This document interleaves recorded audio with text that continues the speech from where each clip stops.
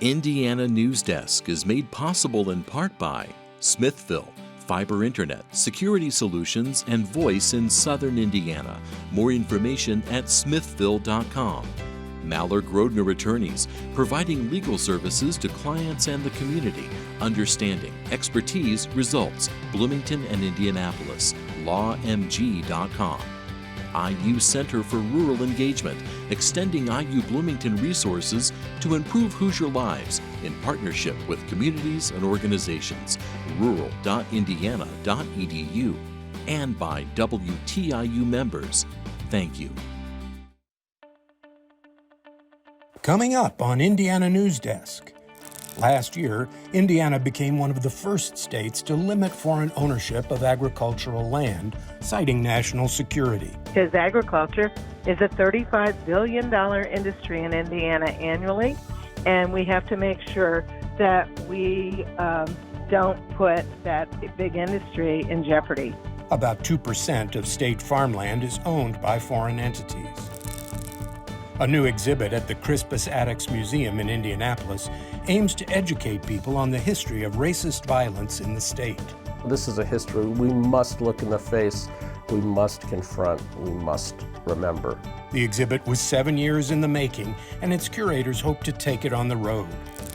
And a judge's ruling this week postpones the fate of 2 areas of Monroe County the city of Bloomington wants to annex. We'll have these stories, plus the latest news from across the state, right now on Indiana Newsdesk.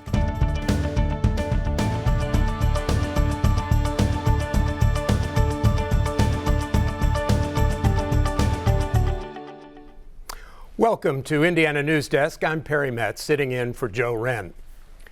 Although the COVID-19 emergency was declared over in May, the virus has never really gone away. And almost 4 years after the first cases were detected, infections are again inching up across the country as a new variant takes hold.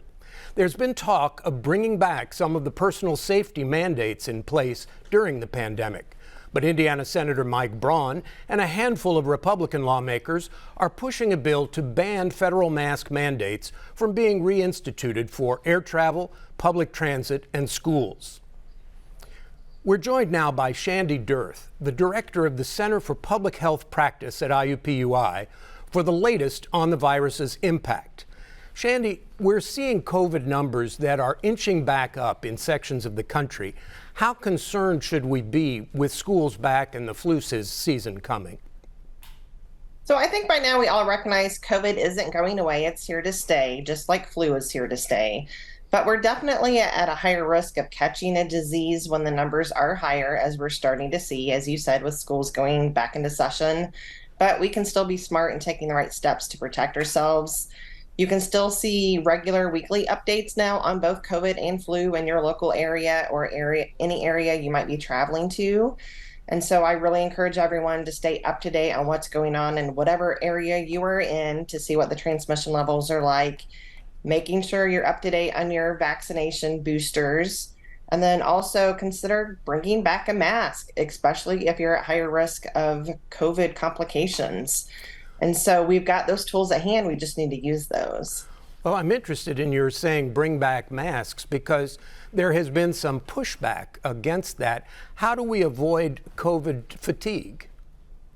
So we realize everyone absorbs new information differently. Some people, some of the science-minded people are very quick to hop on when we say we need to change our activities. Others are a little bit slower at catching on and they might be a little more reluctant, but we've got to keep that message going out there. This isn't something new in healthcare or public health.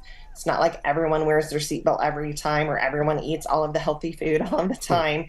So we just need to keep that communication up there and be very clear that COVID is still a threat for us and make sure that communication is clear that it's not just the flu, that this is still a problem that we need to, pay attention to. It's not the same as it was in 2020, but it's still a threat. We're told that a new vaccine will be available later this month. What can you tell us about it? Yeah, so here in the next couple of weeks, we should have the latest booster available in pharmacies and at your doctor's office. The last reports that just came in the last few days are showing us that it is effective against this latest variant that has caught some media attention, the BA 2.86 or 2.6, but it's great that it's effective against that. So it's still definitely worth it to get this booster. Most insurance companies will cover it, and actually CDC is launching a new program called the Bridge program this fall, which will help provide vaccinations to those who do not have insurance coverage, which is great. Do you expect that COVID will become like the flu, just part of everyday life? So it is a part of everyday life now, like the flu, but it's still very different from the flu. And that people with COVID are still more likely to need a hospital visit. They're more likely to need actual admission into the hospital. And we do have a higher risk of death from COVID versus the flu. And so think about the term long COVID as well. We've all become familiar with the idea of long COVID and long-term complications from COVID. That's not something we really ever talk about with flu. That's because COVID does have greater complications than flu does. And so it's still a greater threat to us than flu is. Well, thank you. We appreciate your being with us today. Thank you. We're joined now by Callie Lichter for more headlines from around the state. Callie? Thanks, Perry. Narcan, the spray used to reverse the effects of an opioid overdose, is now available over the counter at pharmacies. The Food and Drug Administration approved making the drug available without a prescription earlier this year. But it's not cheap, nor is it covered by all insurance plans. $45, can be a lot of money for individuals who require more than 2 doses, which is the case right now in this landscape with fentanyl. The drug is available for free at the Monroe County Health Department and jail. 30 drinking water utilities in Indiana have toxic PFAS in their treated water at levels that are above federal health guidelines. Indiana Public Broadcasting's Rebecca Thiel reports one of those utilities has laid out a plan to lower those levels. Among other things, exposure to the industrial chemicals has been linked to kidney cancer, problems with the immune system, and developmental issues in children. The city of Columbus has PFOA, a type of PFAS, in its drinking water at levels nearly twice as high as the federal government's proposed limits. Mayor Jim Linup says the city has shut down one drinking water well that had PFOA levels much higher than the others, in the hope that it will bring the levels in the treated water down. He says the city also hopes to drill new, safer drinking water wells and eventually add activated charcoal treatment to its water treatment process. And then I guess it's really a fourth strategy, which is that we will pursue reimbursement for these costs from some of the manufacturers associated with these compounds. 3M and DuPont have already been engaged in litigation, and we intend to join that. Linup says money from a suit could help the city pay for the cost of keeping residents safe. For Indiana Public Broadcasting, I'm Rebecca Thiel. Toxic PFAS has been found at levels above federal health guidelines in the treated drinking water at 6 more large utilities in Indiana. That includes utilities serving the cities of East Chicago, Madison and Ramsey, as well as Lake, Jackson, and Johnson counties.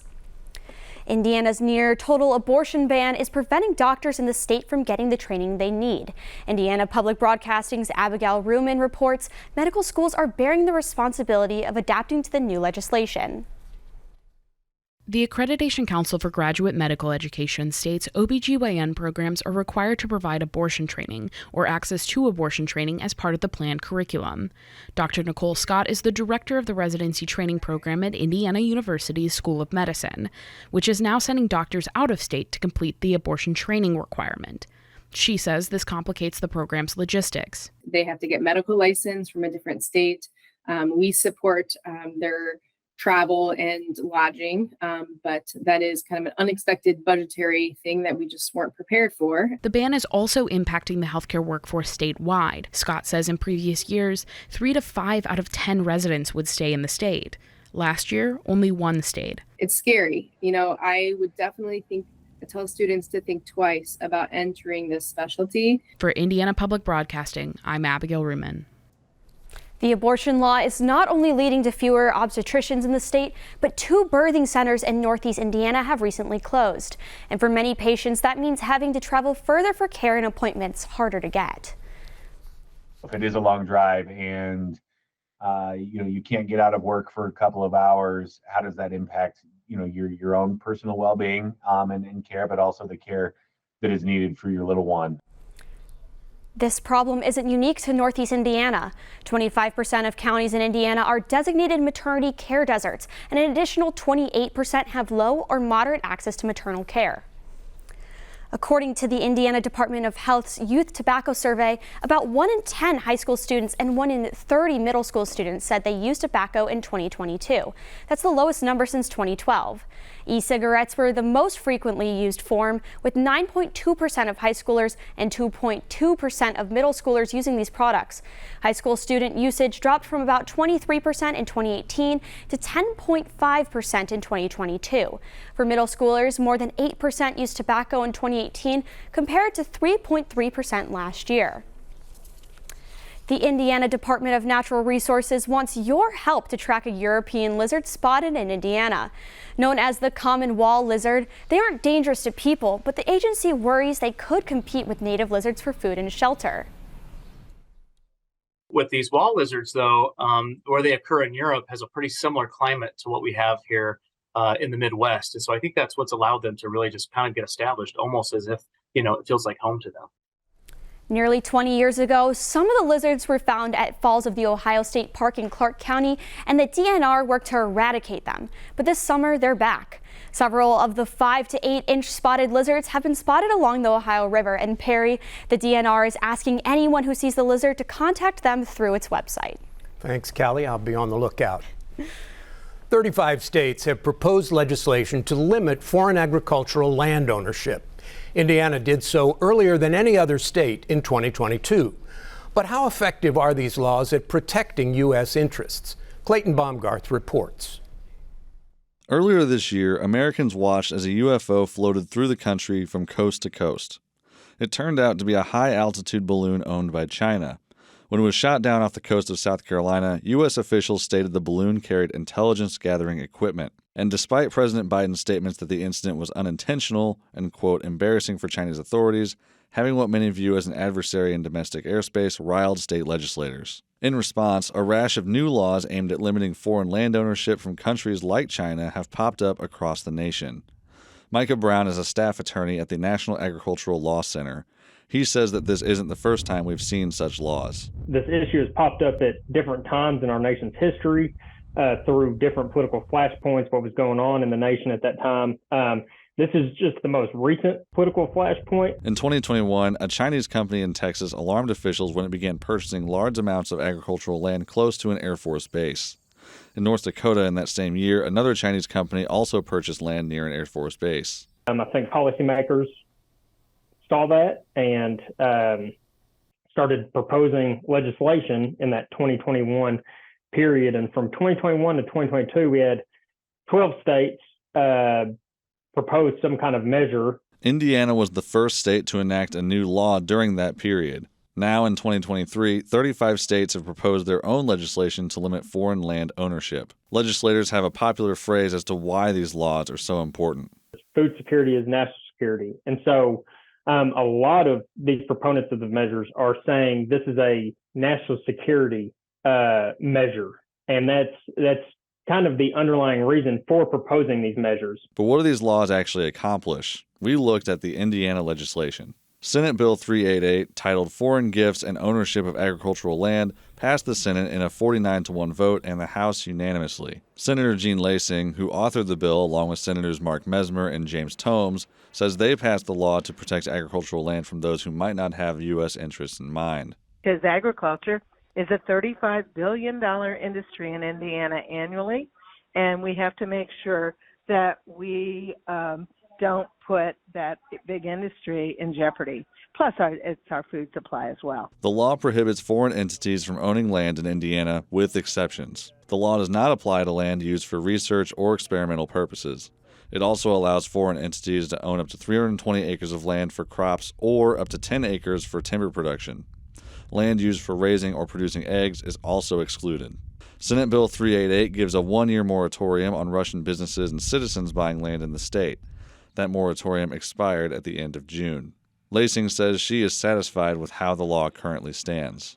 Since this was signed in 22 and there was no debate on this issue in 2023, which was a long session, I'm not actually looking for any additional legislation right now. There's a chance that some form of these state laws will become federal law. In the current session of Congress, the Senate approved an amendment to the National Defense Appropriations Act to restrict certain investments from China, Iran, North Korea, and Russia. And how effective are these laws at protecting U.S. interests and citizens? Jeffrey Stake is a professor at IU's Monroe School of Law. He says it's a mixed bag. On one hand, it lowers competition in the market. You're sort of protected from certain new entrants into the market. And so you might be a little better off for the lack of competition in producing those crops and timber. On the other hand, those looking to sell their land may have lost out on interested buyers. Now they have less of a market for their land, so they get less money for their land. So the people who are sellers into this market are losers under this Indiana law, so this bill. So it's a mixed bag. Stake says that at the heart of the issue, the national security risk posed for foreign entities owning domestic cropland is a legitimate concern. If an entity gathers land, then decides not to produce goods on that land, it will have adverse effects on our economy. The price of wheat jumps up, the price of bread jumps up for everybody. We're in worse shape. So threats of non-production by the people who could have been producing, and they're choosing not to do that. As many legislators have said, food security is national security. For Indiana Newsdesk, I'm Clayton Baumgarth. According to the Agriculture Foreign Investment Disclosure Act, 2% of state land is held by foreign entities. That's about 434,000 acres of land. Nationally, 3.1% of all agricultural land is held by foreign entities. Coming up next on Indiana Newsdesk. A November trial regarding Bloomington's planned annexation of 2 nearby areas was called off until another lawsuit is decided. And an exhibit at the Crispus Attucks Museum aims to educate the public about the history of racist violence in the state. These stories and more right here on Indiana Newsdesk. WFIU, the Indiana University Jacobs School of Music, and presenting partner Green & Schultz Trial Lawyers are hosting Swing in September in Dunn Meadow.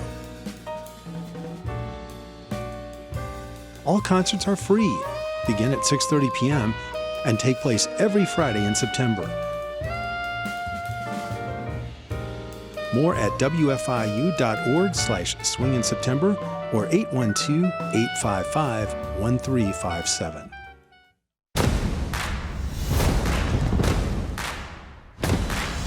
Native people are still here. We're not a stereotype.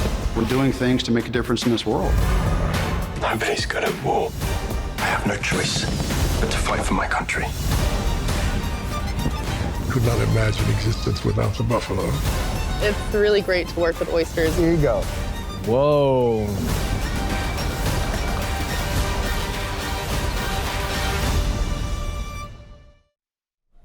Welcome back to Indiana Newsdesk. A trial scheduled for November 10th to determine the fate of residents in 2 areas of the city that the city of Bloomington wants to annex has been canceled by a judge. Emma Herway has this report. Remonstrators in areas 1A and 1B had asked a judge to delay their court date because of ongoing litigation in another case brought by the city of Bloomington against the state. If the city wins that lawsuit regarding annexation, the remonstrators' case would be moot. We're awaiting the outcome of the constitutional challenges, and then we will be ready to pick back up. If the decision goes against the city, we will be ready to pick back up and fight for 1A and 1B's right to judicial review. 2 years ago, city council members adopted 7 areas to be annexed into the city. 5 of those areas successfully voided the annexation through remonstration efforts. Areas 1A and 1B were not able to gather enough signatures to void annexation, but they did reach the threshold to appeal in court. The city's lawsuit against the state challenges a 2019 law and says the remonstration efforts were unconstitutional. Opponents of annexation say the court should wait for that case to be resolved before holding the remonstration trial. Tuesday, the judge decided in their favor. We're just overall very thankful that the judge was a careful judge and that we respect his decision. We appreciate the careful consideration the judge gave this complicated issue. For Indiana Newsdesk, I'm Emma Herway. The city's motion for summary judgment in its case against the state has been set for December 10th.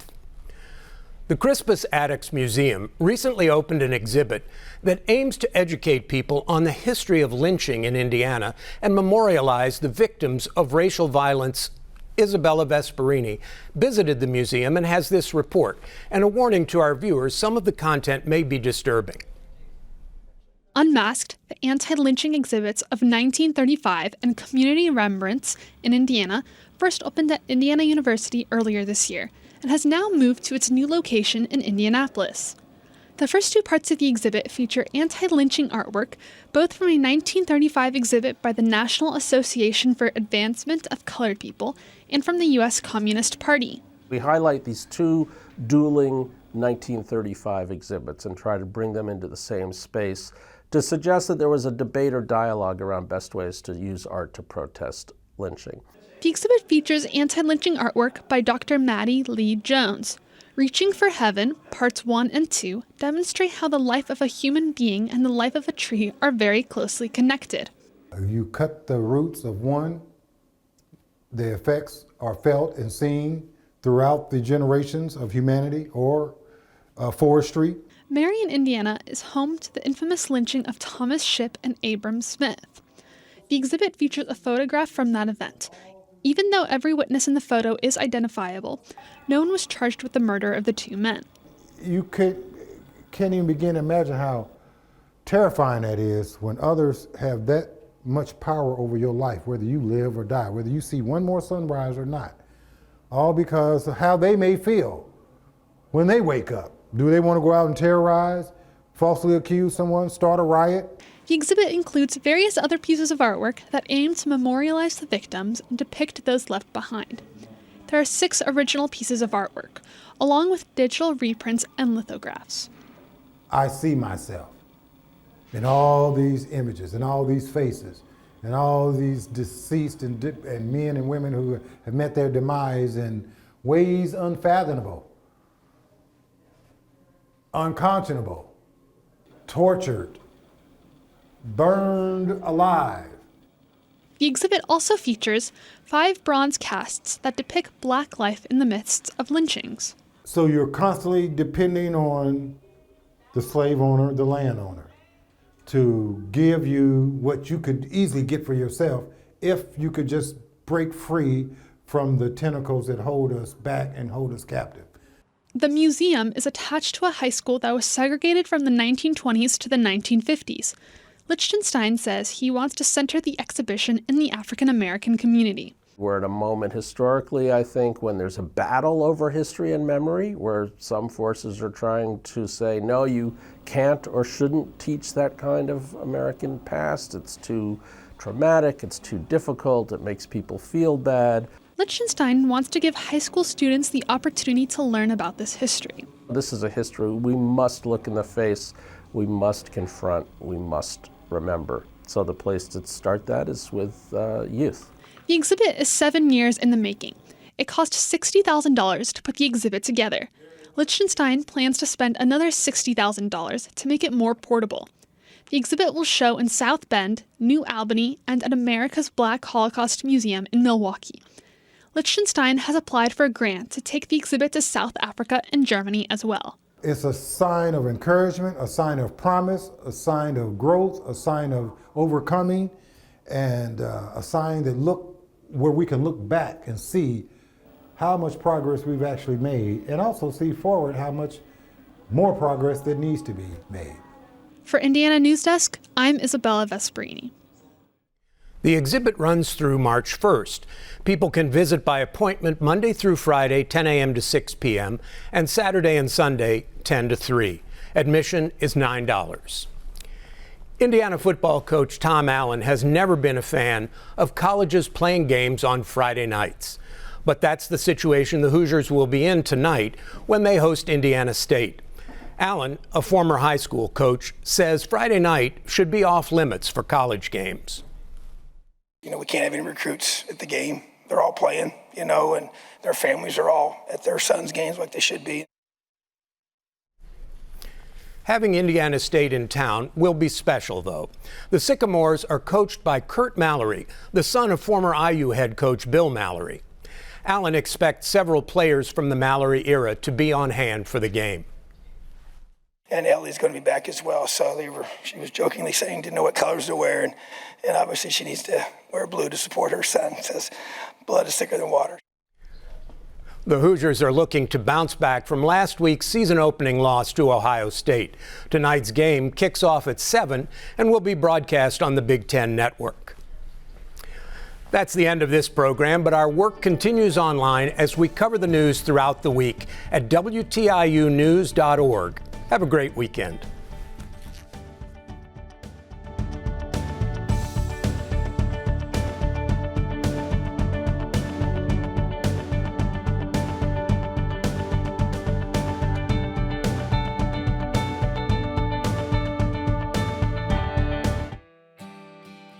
Indiana Newsdesk is made possible in part by Smithville, fiber internet, security solutions, and voice in Southern Indiana. More information at smithville.com. Mallard-Grodner Attorneys, providing legal services to clients and the community. Understanding, expertise, results. Bloomington and Indianapolis. lawmg.com.